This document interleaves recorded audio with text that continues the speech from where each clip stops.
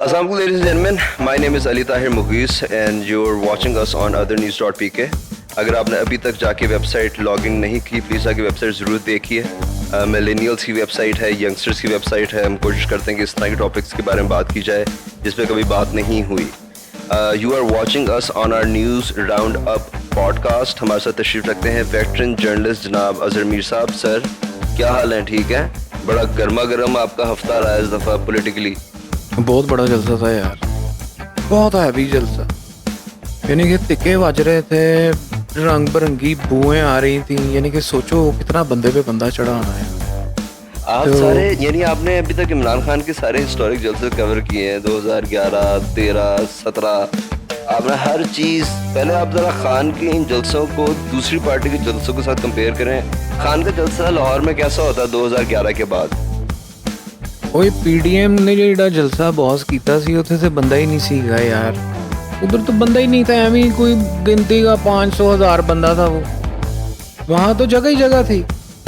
इसके तो जलसे में गैदरिंग में मैं बता रहा हूँ तिक्के बज रहे थे यार. 4-4, 5-5 किलोमीटर से मैयाँ बच्चे उठा के, बुढ़े बुजुर्ग, स्टूडेंट, बाहर के शहर से आने वाले लोग, रेडी वाला, टांगे वाला, हर बंदा. खान के अपने जलसे से जरा कंपेयर करें 2011 और 13 के जलसे में, जो बहुत ही बड़ा हिस्टोरिक जलसा था, उससे बड़ा था छोटा था?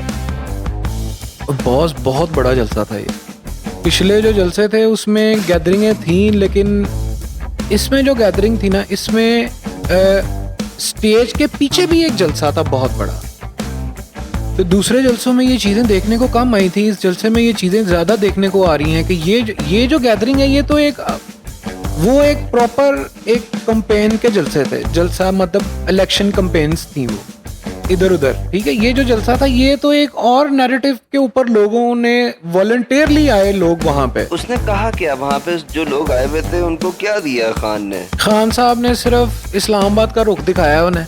एक नई बात के भाई तैयार रहना, किसी टाइम पे भी कॉल आ सकती. बस यही एक बात थी. और दूसरा एक वही जो पुरानी भी वो बात शायद कर रहे हैं कि यार मैं प्राइम मिनिस्टर था. किसको इन्होंने लेटर में एड्रेस किया, कौन से लोग थे वो? तो खान साहब ने ना इस बात को ज़रा खींचा है थोड़ा सा. तो आप कुछ बेहतर रोशनी डालें कि ये खान साहब ये बात क्यों बार-बार. मैंने खान साहब के तकरीर में से एक बात और पिक की, वो ये है कि खान साहब ने एडमिट किया कि करप्शन के खिलाफ वो कुछ कर नहीं सके, कि वो बेबस थे. उन्होंने ये कहा. उन्होंने कहा कि जी अदलिया भी आज़ाद थी, नैब भी आज़ाद थी, मेरे नीचे से FIA थी, तो मैं वो उस बड़ा सिंपैथी गेन करने की कोशिश कर रहे थे. हालांकि उनका तो मंशूर का एक पहला कदम, यानी वो तो एंटी करप्शन पार्टी बन के इस्टेब्लिश हुई थी, मगर उनका करप्शन में उन्होंने कोई ख़ास प्रोग्रेस नहीं थी. यार खान कौन सा सियासतदान था यार.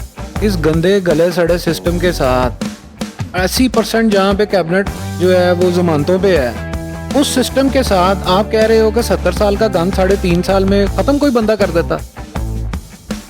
तो इमरान खान नहीं कर सकता था ख़त्म. तो इमरान खान जिद्दोजहद अपनी कर रहा है. उसको अपनी बेबसी का इजहार नहीं करना चाहिए था. हम यानी अवाम, अगर हम इसके वोटर ही बन के देखें, इससे क्या होगा? इससे अगर मैं खान का वोटर हूँ, मुझे इश्तियाल आएगा, या मैं सिंपथाइज करूंगा, मैं कहूँगा बड़ा तरस आ रहा है मुझे बेचारा, या मुझे गुस्सा आएगा, मैं कहूँगा कि यार सिस्टम को नहीं छोड़ूंगा मैं. अवामी बंदा ना यार, अवामी बंदा. तो उसने अवामी बात कर दी. हाँ, तो अवामी बात उसने कर दी कि अवाम के सामने वो खत भी तो खान साहब अवाम के सामने लहरा रहे थे ना. अच्छा, एक और उन्होंने पहले ये भी कहा था कि जी इनके हाथ में न्यूक्लियर वेपन्स नहीं सेफ. वो बात भी खान ने दोबारा रिपीट नहीं की. वो खान अपने लोएस्ट लेवल पे चला गया था, उससे नीचे लेवल पे मैंने खान को नहीं देखा. क्या कहते हैं यार? हमारे मुल्क के अंदर ना एक स्टैंडर्ड सेट है. तो उस स्टैंडर्ड सेट से जो भी ऊपर या नीचे जाएगा ना, तो उसको अवाम उसको अपनी नज़र में अच्छा नहीं समझेगी, चाहे वो इमरान खान ही हो. क्योंकि इन चीज़ों पे ये कौम जो है ना, वो बड़ी एक जज्बाती किस्म की कौम है. ये मतलब जज्बाती किस्म के हमारे लोग हैं. तो वो इस तरह की चीज़ों को ज़रा मुनासिब गैर मुनासिब समझते हैं करना. जज्बाती से मेरे जहन में ख्याल आया कि वो सिक्योरिटी काउंसिल की मीटिंग हुई है दूसरी, क्या निकला है उसमें? वहाँ पे भी बस लोगों ने अपने अपने जज्बात का इजहार किया. सही. कोई किसी तरीके से कर रहा है, कोई किसी तरीके से कर रहा है. तीनों मुसल्लह चीफ भी बैठे थे. ठीक है। फिर उसके बाद असद पूरी मजीद साहब भी 80% जमानतों की जो कैबिनेट है, जमानतों पे जो है वो भी बैठी ही थी। तो बड़ी अजीब सा एक वो मंजर पेश कर रही थी तस्वीर यार। असद मजीद साहब भी बैठे। असद मजीद साहब भी थे। क्या निकला उसमें से? पुरानी मीटिंग के वही सारे मिनट्स इंडोर्स हुए हैं। ठीक है, साजिश का लफ्ज नहीं निकला, ठीक है, लेकिन इन्वॉल्वमेंट हुई है, ये पक्की बात। ये पक्की बात है। तो हर पार्टी अपने अपने इलेक्ट्रॉनिक मीडिया के तवज्जुद से अपना अपना मंजन बेच रहे हैं। कोई कह रहा है देख लो साजिश नहीं ना निकली, और दूसरी तरफ से कहा जा रहा है इन्वॉल्वमेंट हुई है। दोनों तरफ की पार्टियां इसी मीटिंग को अपनी एविडेंस के तौर पर इस्तेमाल कर रही हैं। देखें कि जी वही हुआ जो हम कह रहे थे। शाह महमूद साहब भी बहुत खुश थे कि उन्होंने इंडोर्स किया कि इस तरह का खत आया हुआ है, और ये हिना रब्बानी खैर और शहरी रहमान साहिबा बहुत खुश थी कि जी देखें वो कोई ऐसी साजिश नहीं थी, कोई ऐसी बात नहीं थी। उन्होंने दोबारा कहा, रीट्रिएट किया कि जी साजिश नहीं थी, इन्वॉल्वमेंट होने की कोशिश थी। अब अल्लाह जाने क्या हुआ उन बंद दरवाज़ों के पीछे, और अवाम का के हक में उन्होंने क्या फ़ैसला लिया, मगर क्लियर नहीं है चीज़ें अमीर साहब। यार इतना बड़ा प्लेटफॉर्म है दी नेशनल सिक्योरिटी कमेटी की मीटिंग, उसको ना ऐसे लग रहा है जैसे ना मजाक बना दिया गया है इस मीटिंग को भी, कि इस मुल्क के मुफाद के अंदर कोई बात नहीं कर रहा, कोई कुछ नहीं सोच रहा, और सिर्फ इसी दो लफ्जों को लेके ना एक सियासी हेर फेर की जा रही है कि साजिश नहीं है इन्वॉल्वमेंट है, इन्वॉल्वमेंट नहीं है साजिश है। अब ये अल्लाह ही आके बेहतर बता सकता है कि साजिश क्या थी, कि पहले सारा प्लान हुआ, उसके ऊपर काम होता है, रजीम चेंज से आपने गवर्नमेंट ख़त्म कर दी, एक ये नैरेटिव है। वो कहते हैं कि साजिश पहले से यही तो हो रही थी। और चीज़ें जो है ना वो अनक्लियर हैं, यानी और बड़े हाई लेवल पे है ये चीज़ें, जहाँ पे अप्रोच करना भी बहुत मुश्किल है, जहाँ पे सहाफ़ी पूछ के थके मगर कोई ख़ास एविडेंस, कोई ख़ास बात नहीं निकल रही उसमें से। हम आगे बढ़ते हैं। साजिश से याद आया कि ये जो तोशा खाना वाला काम है सारा, ये भी कोई साजिश है कि ये भी अमेरिका करवा रहा है?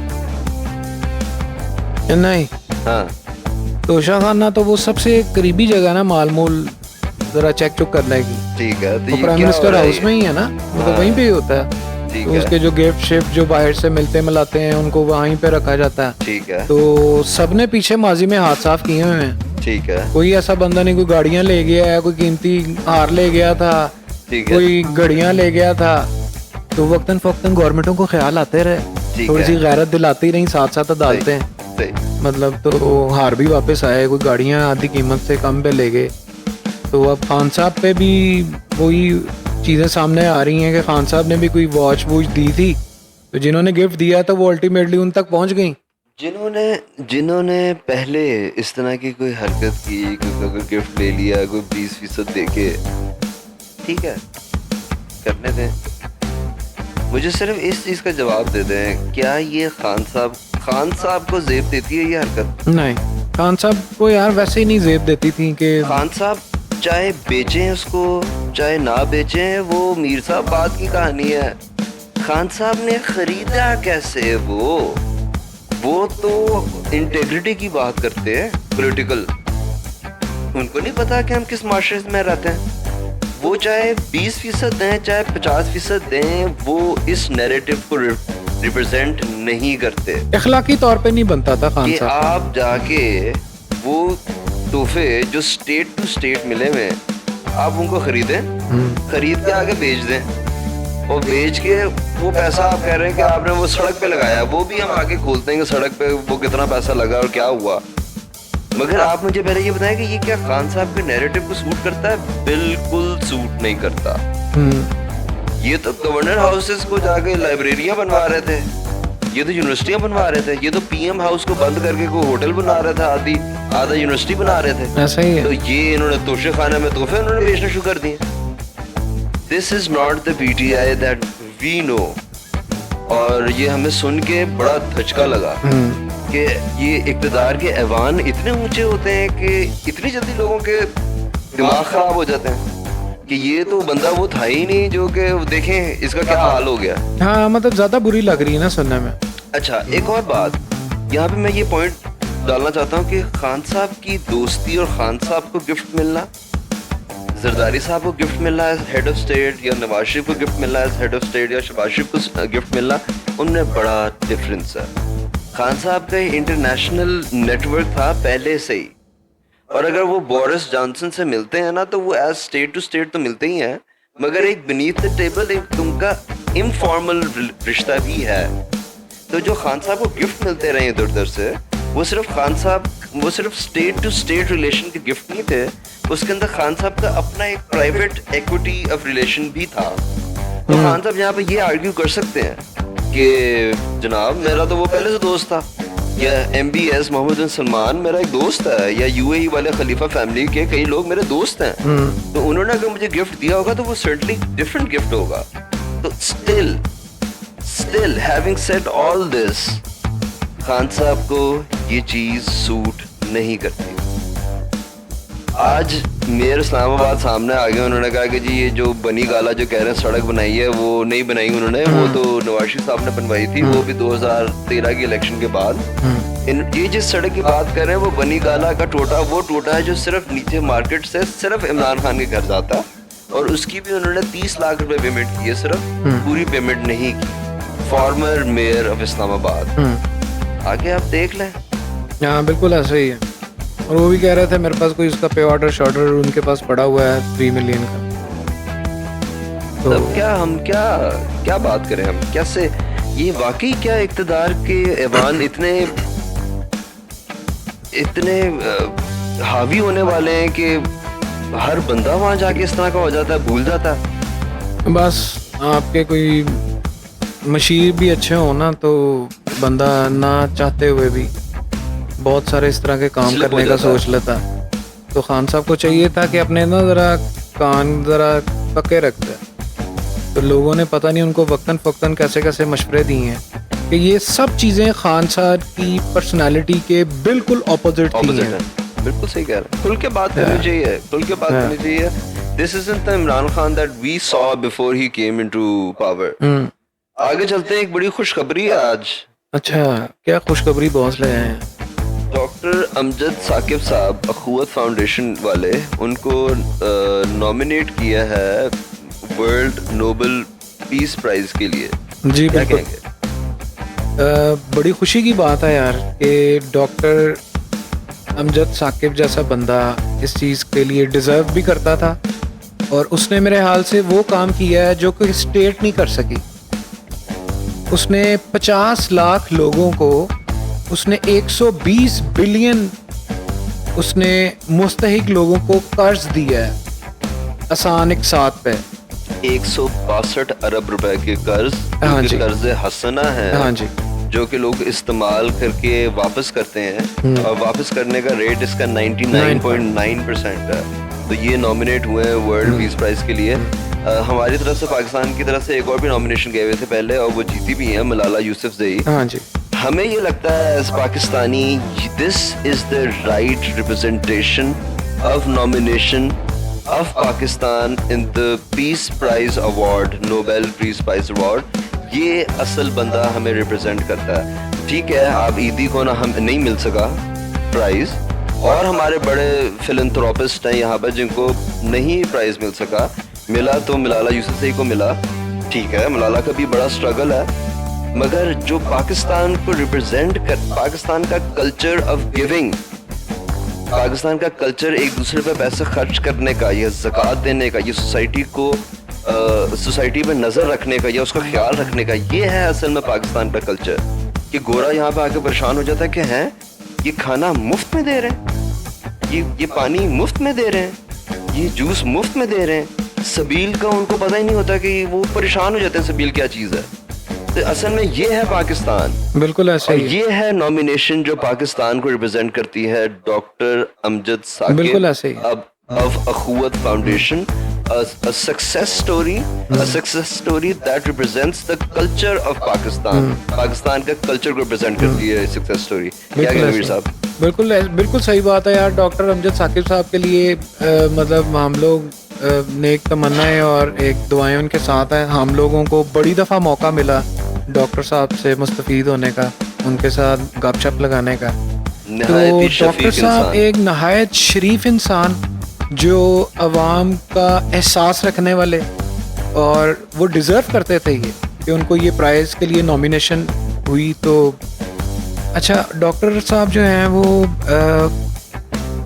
उनके लिए आप सिर्फ, मैं तो ये कह सकता हूँ कि ये पाकिस्तान का असल चेहरा जो है ना, वो इस तरह की शख्सियात है बिल्कुल, जो पाकिस्तान को रिप्रेजेंट करती हैं। तो मेरे ख्याल से हमारी ढेरों दुआएं हैं डॉक्टर अमजद साकिब साहब के लिए। अल्लाह उनको कामयाब करे। ये पीस प्राइज अवार्ड उनको भी मिलना ज़रूरी है और पाकिस्तान को भी मिलना, मीर साहब, बहुत ज़रूरी है। ये है पाकिस्तान वाला अवार्ड, ये है वो अवार्ड जो पाकिस्तान को मिलना चाहिए। बिल्कुल पाकिस्तान है सही। ही यही। और दूसरी तरफ एक और देख लो, वो इस्लामाबाद में ATA का एक मुलजिम मनी लॉन्ड्रिंग केस में जो जमानती है, वो आज भाई पोली क्लिनिक इस्लामाबाद में छापे मार रहा है। अच्छा, अब्दुल कादिर पटेल। अरे नहीं, हाँ वो तो तो देखो यार कैसी बात है यार, वो तो वज़ीर सेहत है। तो वो जमानतों पे रिहा नहीं है। वो वजारत सेहत में ही तो हमें, मतलब क्या करूँ, रोऊं या हंसूं, हमें तो समझ नहीं आ रही यार। कि देखो एक बंदा है, वो अदालतों से जमानतों पे रिहा है, हाँ जी, दहशतगर्दी और मनी लॉन्ड्रिंग के केस चल रहे हैं, बिल्कुल ठीक है। और वो पोली क्लिनिक पे अवाम से उसके हकूक की बात पूछ रहा है। जो बंदा लियारी गैंग वॉर के अंदर FIR में जिसकी नॉमिनेशन थी, वो अवामी हकूक की बात कर रहा है पोली क्लिनिक के अंदर जाके। ये वैसे पीपल्स पार्टी का ना ये बड़ा हौसला है, बहुत हौसला। ये यानी कि बिल्कुल उल्टा। वो जेल में बंदा हो तो उसको गवर्नर बना देते गवर्नर हैं। हाँ, यानी आप सराज साहब की बात कर रहे हैं। सराज साहब अब जेल में वो ओथ उठाने लगे हैं एज गवर्नर। ये पाकिस्तान की हिस्ट्री में पहली दफा होने लगा है बॉस। ये देखें। दूसरा देखें, पीपल्स अमन कमेटी लियारी का हेड कौन था? उज़ैर बलोच। उज़ैर बलोच। ये देखें आप इनकी ऑडेसिटी देखें। हाँ, आप देखो यार, ये कैसे, यानी ये एक शायराना एक मजाक है। हाँ जी। ये एक छोटा मोटा मजाक नहीं है, और वो ये शायरी है। आजकल बॉस लंदन में भी कांपे टांग रही है ना, हाँ, लंदन उधर में, भी वो दूब मीटिंगें चल रही हैं। बिल्कुल। हाँ, वो देखो यार। तो इसीलिए कि ताकि लोग गालियां ना दें, वहां जाके बिलावल साहब ने मिसाक जमहूरियत याद कराई। उन्होंने कहा ये गंद सिर्फ मैंने अभी नहीं डाला, ये गंद पहले से डलता आ रहा है, तो आप मुझे ना कुछ कीजिएगा।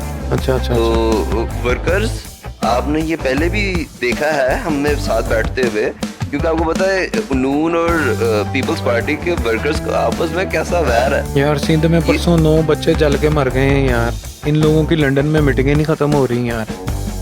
वो वहाँ पे दुआ ज़ोहरा को 5 दिन से उठाई गई है, उसका पता नहीं चल रहा। कराची में उसकी लंदन में मीटिंगें नहीं खत्म हो रही उनकी। ये जरूरी है ना। आप चाहते हैं कि यार, मौलाना तो फजल खुदा रहमान का आपके- खौफ करें। वहाँ पे एक ड्रोन आसवा को लग गया था, आपने ISI से तहकीकात का मुतालबा कर दिया था, तो वो दुआ ज़ोहरा के लिए कहते हैं कि यार ISI की मदद ले लेते हैं।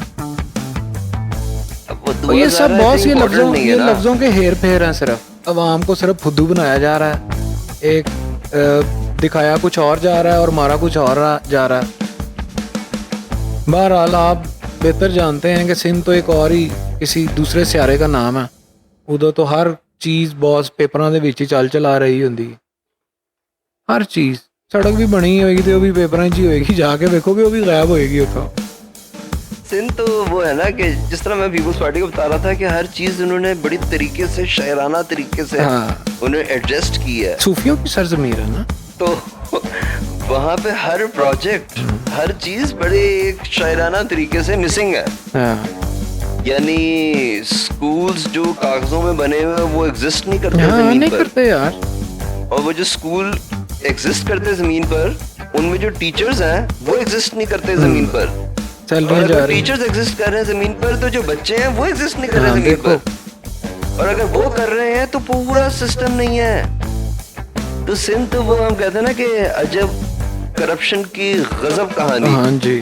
वो आप सिंध चले जाएं, जैसे ही आप ये रहीम यार खान ट्रेन पे क्रॉस करेंगे तो आपको अनफिनिश्ड प्रोजेक्ट्स की भरमार नजर आएगी। आप ऐसे ही है। इतने प्रोजेक्ट्स जो अनफिनिश्ड हैं, जो 10-10 साल से मट्टी पड़ गई है, उनका ग्रे वर्क हुआ हुआ है, फिनिशिंग नहीं हुई हुई, तो आपको समझ आ जाएगी कि यार आप एक ऐसी जगह पे आ गए हैं जिसका कोई पुरसाने हाल नहीं है।